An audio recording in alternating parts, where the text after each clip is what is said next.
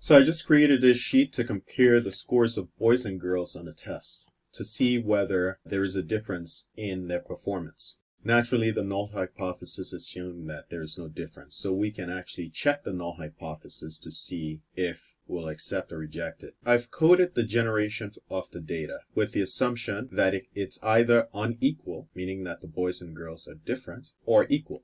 If I make it equal, then you can see the range of boys and girls are the same. And in most cases, it's going to accept the null hypothesis, so there should be no difference. So if you look at the means of the boys and girls here, they're about the same. If I make them unequal, then you will see that the means of the boys and the girls, they're quite different, so the null hypothesis should be rejected. Let's make it equal, and you can see that these values change automatically, okay?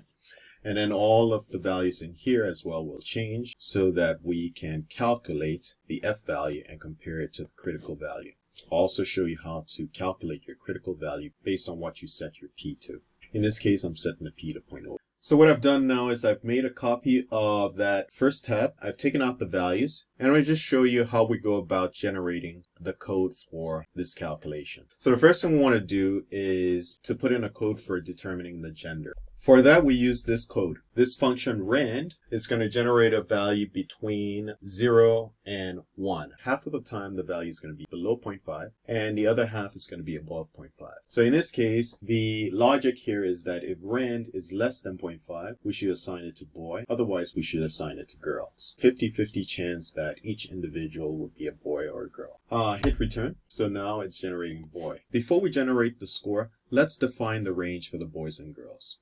I want to keep the girls fixed, but I want the boys to vary so that they are either equal to the girls or different from the girls. So let's keep the girls' value fixed at 100 being the max and 55 being the min. The boys, however, put in a logical equation there to vary their score. Let's edit this to specify whether we want equal or unequal data values. Now to do that, I'm going to create a drop-down menu where I will select my options. Click on this cell.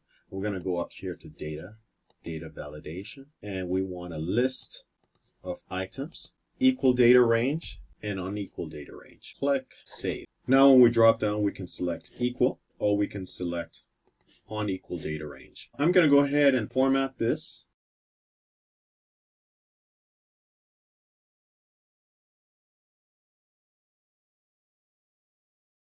So there we go. Equal, unequal. We're going to put in the logical code for the boys' score. The logic of the code is that if P2, that's this cell up here, is equal to equal data range, that means you want the values to be equal, then we're going to make it the same as the girls' score, which is P6. Otherwise, we're going to make it 55. That will be the maximum score for the boys if it is unequal. If we make this equal, you can see they're going to be the same. The code for the minimum score is going to be this one. If P2 is equal data range, then we're going to make it the same as the girls' score. Otherwise, we're going to make it 35. So let's change this to unequal. And you can see the boys are 55 and 35. Now, there's no special reason why I picked 35 and 55. I just wanted to make a range that was different. Okay, so now that we have the maximum and minimum values for boys and girls, we can go ahead and code our score. So here's the formula in the formula bar here. Let's go over the syntax of this formula.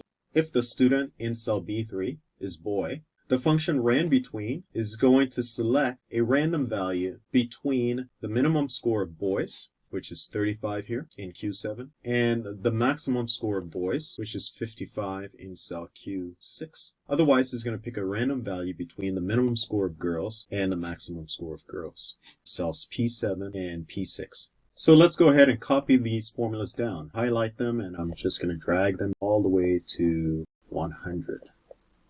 The next thing we want to do is to calculate these values up here. Cumulative score for boys, girls, sample sizes, the mean, standard deviation, etc. Let's calculate the cumulative boys score. We're going to use this formula. So we're using this function Sumifs. It's similar to sum, with the exception that it will only use values that meet a certain condition. In this case, it's going to sum up values from column C, but only if the value in the same row in column B refers to a boy. Let's fix column C and B by pressing F4. So we'll add the $signs, hit return. So we can see the cumulative score for boys is 2061. Let's drag it across to girls. Notice that the scores change because every time you add something, it regenerates all of the data. We're going to just go into girls and change that instead to girls. And for the total, we could add up the boys and girls score, or we can just do sum, column C, and hit return. And if we add those up, we should get the same value. I had to go back to fix a mistake, so the values up here have changed. So to calculate the sample size, we use this formula. We're going to count if from column B, only those that are boys. So we're counting how many boys appear. And we can use the same formula for the girls, except we're going to change this here to girl. And the total is simply going to be the sum of the two, and it should add up to 100. For the mean, we're going to divide the cumulative by the sample size. Here's the formula. And we can simply copy that across. For the standard deviation, we're going to use this formula. So it includes two functions, the standard dev and the filter. The filter is important because we want to select some of the values from column C, but not all. And we're going to select the values from column C based on whether it's a boy or girl in column B for the same row. Hit return. We can use the same formula for the girls, except we're going to change this to girl. For total, we don't need to be selective, so we're going to use equal stdev C to C, all of column C. The next two rows here, they are the sum squares, and I'm going to show you two different ways to calculate them. This first method requires that we complete column D and E. In column D, we're going to take the individual score and subtract it from their group mean. So here's the formula for boys. In this case, we are looking at B3, checking if it's boy. If it's boy, we're going to take their score in C and subtract it from the boy's mean. Otherwise, we're going to take their score in C and subtract it from the girl's mean. Hit return. And column E here, we're simply squaring the value from here. So we're going to say equal this value squared. And we can copy these down. Now we can calculate some squares within using D and E. What we want to do is we want to take all of the values in column E that refer to boy and add them together. So here's the formula. So we're going to sum if from column E based on their gender in column B. And in this case, we want the gender to be boy. Hit return. And we can use the same formula here for girls, except we're going to change this here to girl. And for total, we want to add them all up. So all of column E without selecting.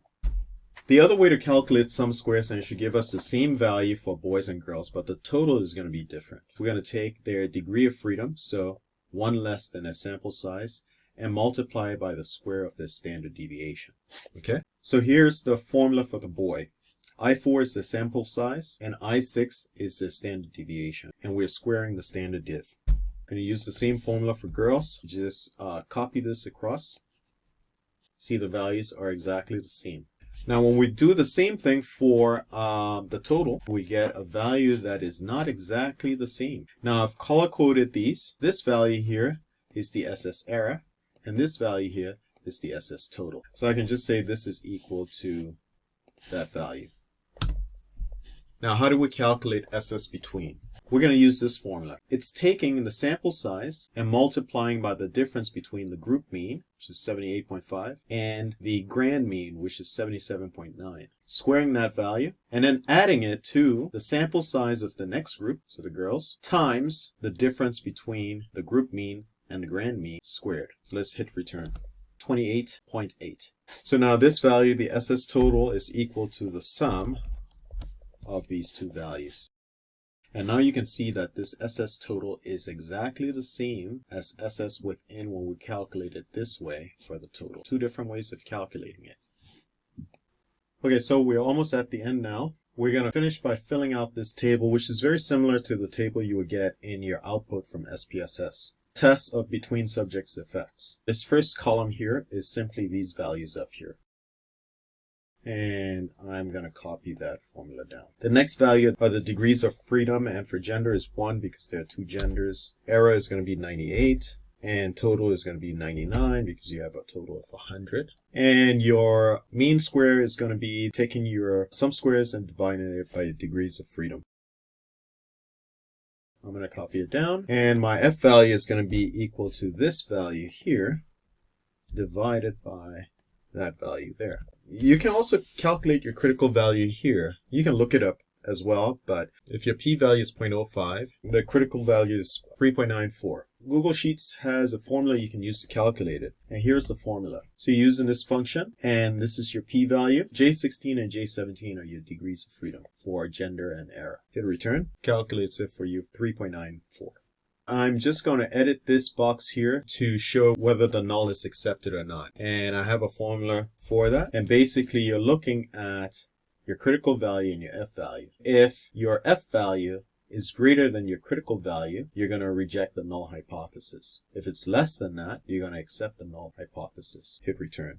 In this case, the null is accepted when both groups have the same range. And if we look at the average mean value, 76.5 and 79.3 for the girls, the total is 77. Let's look at it if it's unequal. You can see it, the null is rejected. 45.7 versus 82.5.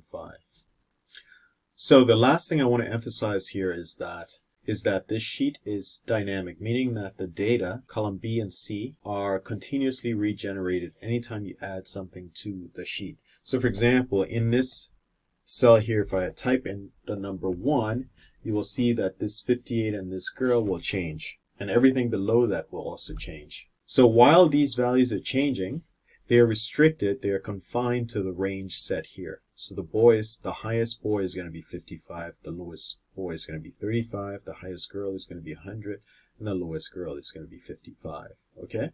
So this range is going to assign the values to the boys and girls. Now, what values assigned is going to be random because we're using the random function. If I set the values to equal, you're almost always going to get the null hypothesis accepted here. If I set it to unequal, you're almost always going to get it accepted.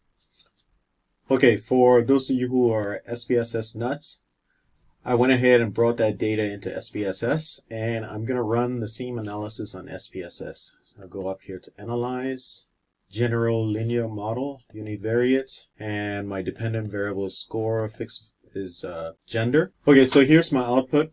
Test of between groups. For gender, we have 24,429.7, 24,429.7, good. Degree of freedom is 1. Mean square is 24,429.7, yep. The F value is 229.284, yep. The error is 10441.7. Degrees of freedom 98, 106.5. Total, the corrected total, is what we want to pay attention to. 34871.39.4. Yeah, good. 99. Excellent. So it seems like it worked.